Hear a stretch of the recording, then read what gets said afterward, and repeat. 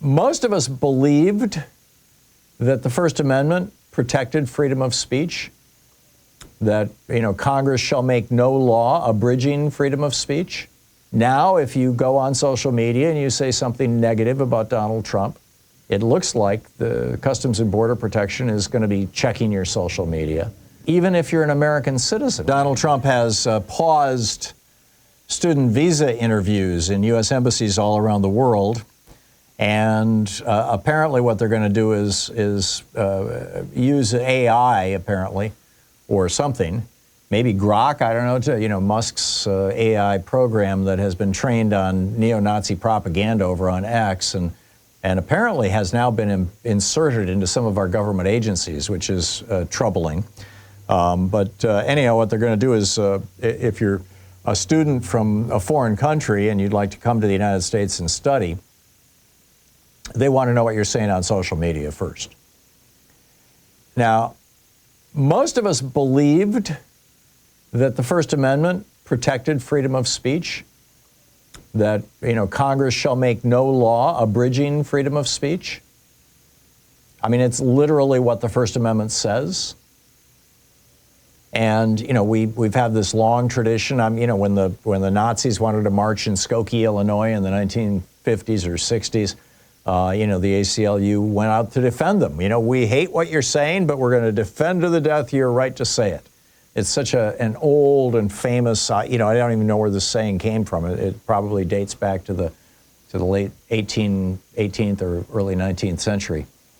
But the bottom line is that we have always, in the United States, believed that what people say is not as important as what they do. Right? If you go out and burn crosses in somebody's yard, or you kill people or harass people because of their race or their gender or their sexual orientation or whatever it may be, if you do those things, then you have committed crimes. On the other hand, if you're merely speaking, unless the speech implies threats, your speech is protected. You can use obscene language, you can use horrible words, you can say terrible things about people all day long. Except apparently not. Now, if you go on social media and you say something negative about Donald Trump, if you're outside the United States and you want to come inside the United States, whether you want to come as a tourist or whether you want to come as a student, it looks like the Customs and Border Protection is going to be checking your social media. And even if you're an American citizen, we've had several reports of American citizens coming through customs as they're returning to the United States. And the most recent case was a teacher who was a U.S. citizen, just, a multi-generational American. And he was coming back from France, from this trip to France. And, what happens? He gets stopped at the border and interrogated about his social media accounts. Have you been saying bad things about Donald? They specifically asked him about what he said about Donald Trump. This is the kind of stuff that happens in dictatorships. I mean, this is kind of a cardinal characteristic of dictatorships.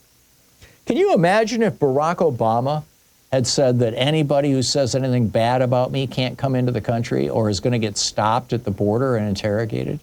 Can you imagine the hysteria that would be pouring out of the right? Which raises the question, where is the left right now? Why are Democrats not yelling and screaming about this? I think this is just absolutely outrageous. Since March, consular officers have been required to conduct social media reviews looking for support for purported, quote, terrorist activity.